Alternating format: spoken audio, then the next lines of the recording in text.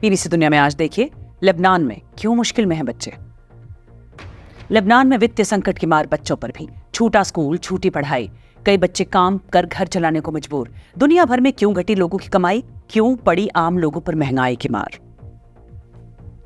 स्वागत है आपका बीबीसी दुनिया में। मैं हूं सारिका सिंह। लेबनान के हालात की बात कवर स्टोरी में, लेकिन पहले हेडलाइंस। इंडिया बनाम भारत को लेकर छिड़ी राजनीति।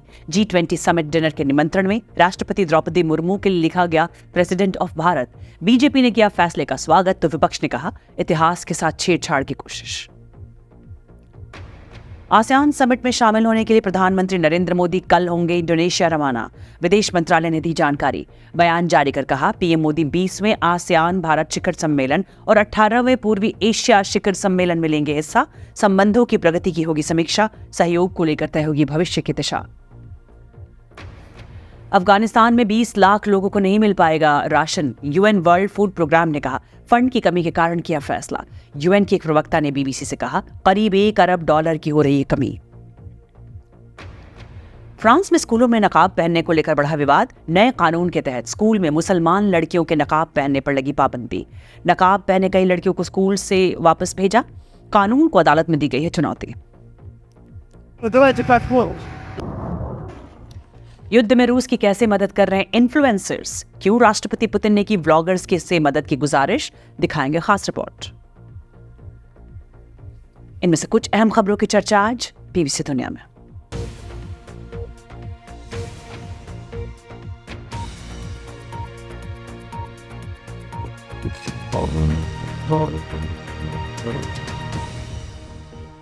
वैसे तो भारत में भी कई लोग महंगाई से बेहाल हैं, लेकिन सिर्फ भारत ही नहीं, दुनिया भर में महंगाई बेतहाशा बढ़ती जा रही है।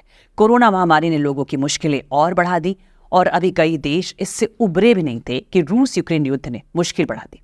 लेबनान भी उन देशों में है जो बढ़ती महंगाई की मार झेल रहा है, लेकिन इस आर्थिक परेशानी ने कई बच्चों की जिंदगी बदल दी है। कवर स्टोरी में आज इसी की बात।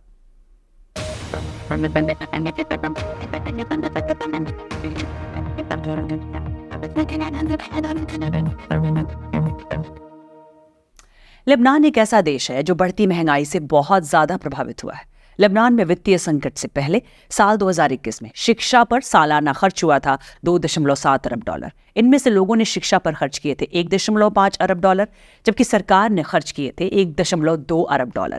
महंगाई के कारण लोगों की आमदनी में भी भारी गिरावट हुई। स्कूलों में फीस बढ़ी और टीचर्स देशव्यापी स्ट्राइक पर चले गए। यूनिसेफ के मुताबिक लेबनान में करीब 15% घरों ने अपने बच्चों का स्कूल जाना बंद करवा दिया। बढ़ती महंगाई का लेबनान के बच्चों पर क्या असर पड़ रहा है, इसे समझने के लिए बीबीसी संवाददाता कैरोलाइन हॉले ने पूरे लेबनान की यात्रा की। यहाँ कई बच्चों के पास तेजी से बड़े होने के सिवा कोई दूसरा विकल्प नहीं है।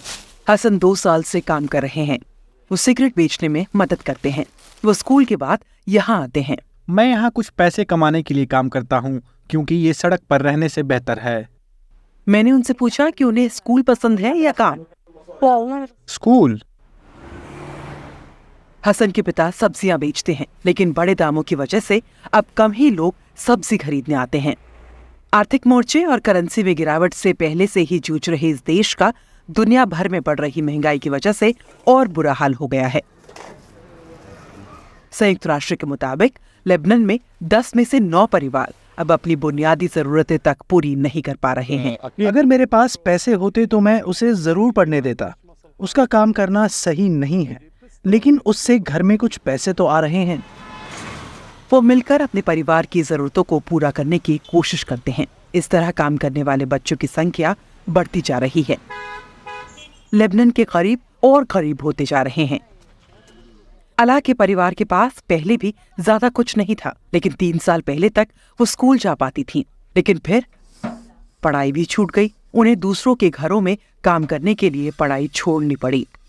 वो अब 14 साल की हैं। उनकी 2 बहनों की शादी सिर्फ 13 साल की उम्र में हो गई थी। मैं स्कूल जाती थी, लेकिन पैसे नहीं थे तो स्कूल छोड़ना पड़ा। जब मैं स्कूल में थी तो टीचर बनने का सपना देखती थी। और आप? मैंने सपना देखना छोड़ दिया मैं स्कूल पूरा नहीं कर पाई। ما زرت كافيه المدرسة. 9 साल के करीम और 6 साल के एडम स्कूल के लिए तैयार हो रहे हैं। उनका 14 साल का भाई एक सुपरमार्केट में काम करता है। इनकी माँ मजदूरीन 2 नौकरी करती हैं और तीसरी की तलाश में है। जो सैलरी कभी ठीक ठाक लगती थी, अब उसमें कुछ नहीं हो पाता और मिडिल क्लास के लोग गरीबी रेखा में आ गए हैं। मजदूरीन उनके स्कूल के किचन में काम करती हैं।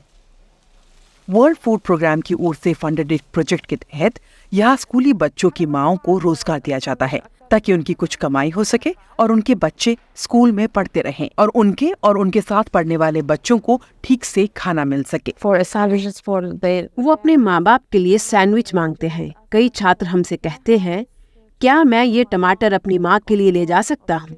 वो हर दिन किचन का दरवाजा खटखटाते हैं।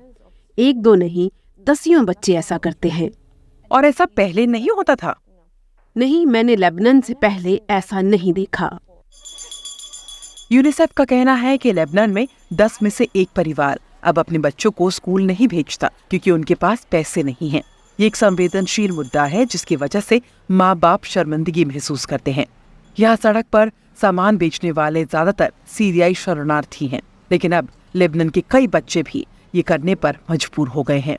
इस देश में हर तबके के परिवारों को अपनी संपत्ति बेचनी पड़ रही है और अपने बच्चों को काम पर भेजना पड़ रहा है। 15 साल का मोहम्मद अपने दोनों छोटी बहनों और पूरे परिवार की जिम्मेदारी उठाते हैं। उनके पिता सीढ़ी से गिरकर घायल हो गए थे और काम नहीं कर पाते। मोहम्मद ने 11 साल की उम्र में ही स्कूल छोड़ दिया था और अब उनके पास दोस्तों से मिलने का वक्त तक नहीं है। मैं जरूर स्कूल जाना चाहूंगा, लेकिन इन हालात में स्कूल जाने के बारे में कौन सोचेगा? आपको अपने परिवार की जिम्मेदारी उठानी ही होगी। मैंने उनसे पूछा कि उन्हें कैसा महसूस होता है। मेरा दम घुटता है, लेकिन मुझे इसे सहना होगा। वहां से गुजरने वाले कुछ लोग मुझे कोसते हैं और मुझे कहते हैं कि पास मत आना। कुछ लोग हमें बेइज्जत करते हैं। वो पूरे दिन यहाँ रहते हैं। बहुत से बच्चे अपना और अपने परिवार का पेट भरने के लिए काम करने को मजबूर हैं। उनका बचपन तनाव भरा है और वो इसमें रोज पिस रहे हैं। यूनिसेफ ने चेतावनी दी है कि दुनिया भर में बढ़ती महंगाई के कारण हम एक नाजुक हालात में हैं। दुनिया भर के बच्चों पर भी इसका असर पड़ रहा है। यूएनडीपी के मुताबिक यूक्रेन पर रूसी हमले के बाद सिर्फ 3 महीनों में विकासशील देशों के 7 करोड़ 10 लाख लोग गरीबी रेखा के नीचे आए। यूनिसेफ के अनुसार गरीब और अमीर सभी देशों में कई परिवार अपने बच्चों की खुशी को कुर्बान करने के लिए मजबूर हो गए हैं। यूनिसेफ सोशल पॉलिसी की निदेशक नतालिया विंडर रॉसी इस पर ये कहती हैं। Many families in out of desperation and कई परेशान परिवारों को बहुत मुश्किल विकल्पों और हालात से निपटने के लिए नकारात्मक तरीकों का सहारा लेना पड़ता है, जिसका बच्चों पर अभी तो असर पड़ेगा ही, साथ ही लंबे वक्त तक पड़ता रहेगा। अभी ये असर पड़ रहा है कि बच्चे भूखे सो रहे हैं, ठीक से खाए बगैर स्कूल जा रही हैं। कई बच्चों को स्कूल से निकाल लिया गया क्योंकि घर की ज़रूरतें पूरी करने के लिए उन्हें अपने परिवारों की मदद करने के लिए मजबूर होना पड़ रहा है। हम उन परेशान परिवारों को देख रहे हैं जिन्हें ये नामुमकिन विकल्प चुनना पड़ रहा है कि मैं अपने बच्चों को सपोर्ट करूं या घर की ज़रूरतों को पूरा करने के लिए बच्चों को काम पर भेजूं, जो विकल्प माँ बाप के सामने कभी होना ही नहीं चाहिए। इसका हर पहलू पर असर पड़ेगा, उनके विकास पर, एक बच्चे की तरफ बड़े होने की उनकी क्षमता पर, उन्हें बढ़ने और खुश रहने का जायज़ मौका नहीं मिलेगा। साथ ही बहुत छोटी उम्र में ये सब सहने की वजह से उन पर दूसरे तरह के असर भी पड़ सकते हैं। उनकी चीज़ों को देखने या सोचने समझने की शक्ति पर असर पड़ेगा। प्री स्कूल से बेसिक स्कूल में जाने में उन्हें दिक्कत होगी। लेबर मार्केट में दाखिल होने में भी परेशानी आ सकती है। इसलिए ये सिर्फ अभी के लिए चिंता की बात नहीं है, बल्कि पूरे समाज की सेहत और आगे चलकर बेहतर नागरिक बनने की उनकी क्षमता पर असर डालेगा। the ability to have, more productive citizens in the long run. और अब बात उत्तर कोरिया की। अमेरिकी अधिकारियों ने दावा किया है कि उत्तर कोरिया के नेता किम जोंग उन इस महीने रूस की यात्रा करने वाले हैं, जहां वो राष्ट्रपति व्लादिमीर पुतिन से मुलाकात करेंगे। पिछली बार दोनों नेताओं के बीच अप्रैल 2019 में मुलाकात हुई। हालांकि ताज़ा मुलाकात कहाँ होगी इसे लेकर फिलहाल कुछ साफ नहीं है, लेकिन माना जा रहा है कि इस मुलाकात में चर्चा होगी कि क्या उत्तर कोरिया के रूस को यूक्रेन युद्ध के लिए हथियार मुहैया कराएगा। व्हाइट हाउस ने दावा किया है कि उनके पास ताज़ा जानकारी है कि दोनों देश हथियारों के सौदे को लेकर तेजी से आगे बढ़ रहे हैं। उधर रूस ने कहा है कि वो इस संभावित मुलाकात की पुष्टि नहीं कर सकता। वहीं उत्तर कोरिया ने भी इसे लेकर कोई बयान नहीं दिया है। तो आखिर ये संभावित मुलाकात रूस और उत्तर कोरिया के रिश्तों के लिए क्या मायने रखती है, बता रही हैं दक्षिण कोरिया के सोल में मौजूद बीबीसी संवाददाता Jean Mackenzie. Russia is desperate. रूस बेचैन है और ऐसी उम्मीद है कि किम जोंग रूस को जो हथियार उपलब्ध कराएंगे उसकी भारी कीमत वसूलेंगे। यहाँ दक्षिण कोरिया में लोगों की चिंता इस बात को लेकर है कि क्या अब रूस और उत्तर कोरिया के बीच सैन्य सहयोग बढ़ने जा रहा है। क्या अब दोनों देश उसी तरह से सैन्य अभ्यास करेंगे जैसे अमेरिका, दक्षिण कोरिया, जापान मिलकर करते हैं। एक और चीज जिसका डर है वो ये है कि कहीं आगे चलकर किम जोंग उन जरूरत के वक्त रूस से हथियार न मांगने लगे। लेकिन इन सबसे ज्यादा चिंता इस बात की है कि कहीं किम पुतिन से अपने न्यूक्लियर प्रोग्राम को सफल बनाने के लिए कोई अहम टेक्नोलॉजी की मांग न कर दें। लेकिन इस डील के तहत किम जोंग उनको खाना, पैसे या तेल जो भी मिले, उत्तर कोरिया को उनकी बहुत जरूरत है और इस डील से उन्हें जो भी पैसे मिलेंगे वो उस पैसे को अपने न्यूक्लियर प्रोग्राम में लगाएंगे। ब्लॉगर्स और इन्फ्लुएंसर्स का असर वैसे तो कई चीजों पर होता है, लेकिन क्या ये युद्ध की सूरत भी बदल सकते हैं? ऐसा हो रहा है रूस में व्लॉगर्स जंग से जुड़ा प्रोपेगेंडा चला रहे हैं। इन व्लॉगर्स के टेलीग्राम पर लाखों फॉलोअर्स। ये व्लॉगर्स जंग के मोर्चे से एक्सक्लूसिव वीडियोस पोस्ट करते हैं, फंड जुटाते हैं, युवाओं को सेना में भर्ती होने के लिए प्रेरित भी करते हैं। ये लोग एक बात और करते हैं और वो है डिसइन्फॉर्मेशन, यानी गलत जानकारियां फैलाना। हमें पता चला है कि व्लॉगर्स एड के बदले हजारों डॉलर लेकर मुनाफा भी कमा रहे हैं। बीबीसी की ग्लोबल डिसइन्फॉर्मेशन यूनिट ने रूस में जंग का समर्थन करने वाले जेड ब्लॉगर्स की पड़ताल की।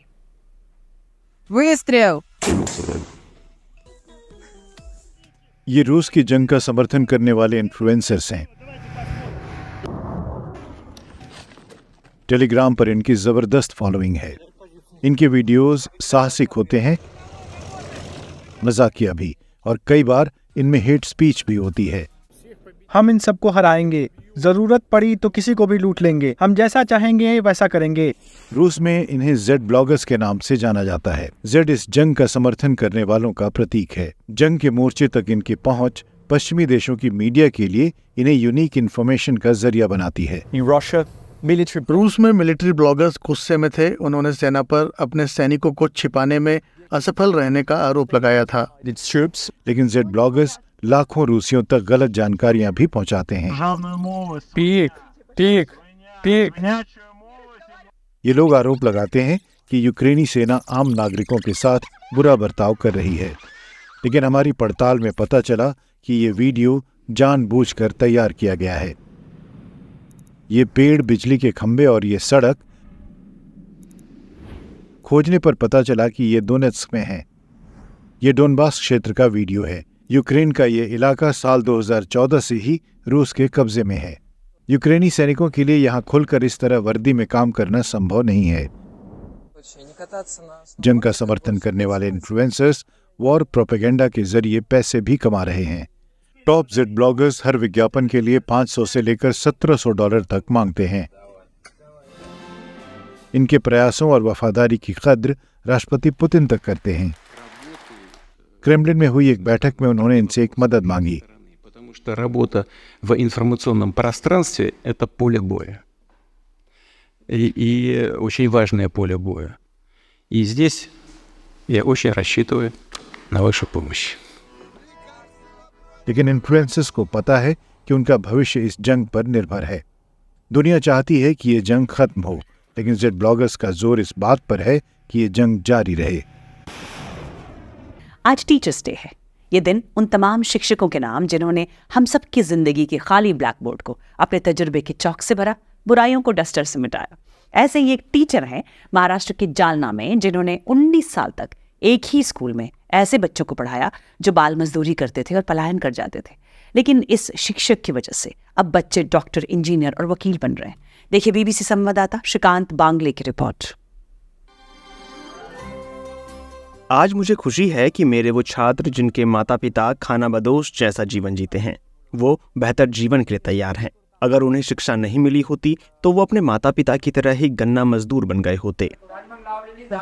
एक शिक्षक जो पिछले 19 सालों से महाराष्ट्र के श्रीराम टांडा इलाके में गरीब छात्रों के लिए एक मजबूत सहारा बने हुए हैं। जब मेरी पोस्टिंग श्रीराम टांडा के जिला परिषद स्कूल में हुई थी, तब यहाँ छोटे से टेंट शेड के नीचे बच्चे पढ़ा करते थे। तब एक छोटे से कमरे में 20-21 स्टूडेंट बैठते थे। उस समय इस गांव में लगभग 95% माता पिता गन्ने के खेतों में मजदूरी करते थे। कुडे सर ने उन्हें समझाया। बच्चों के माता पिता का पलायन रोकना मेरे वश में नहीं था, क्योंकि यही उनकी आजीविका थी। लेकिन मैंने माता पिता के साथ बच्चों के पलायन को रोकने की कोशिश शुरू की। इसके लिए हमें उसी सरकारी स्कूल में छात्रों को अच्छी शिक्षा देने की जरूरत थी। मेरे समझाने के बाद बच्चों के माता पिता ने भी मेरा साथ दिया। उन्हें पढ़ाई के प्रति आकर्षित करने के लिए कुडे सर ने उनकी बंजारा भाषा सीखी। कुडे सर की मुहिम का असर हुआ। बच्चे नियमित रूप से स्कूल आने लगे और गांव से बच्चों का पलायन पूरी तरह बंद हो गया। कुडे सर के यहाँ आने से पहले हमारे 90% ग्रामीण शराब का सेवन करते थे। अब मैं कह सकता हूँ कि 99% ग्रामीण शराब नहीं पीते। कुडे सर के पढ़ाए बच्चे आज डॉक्टर हैं, पुलिसकर्मी हैं और कुछ ने तो अपना कारोबार भी शुरू किया है।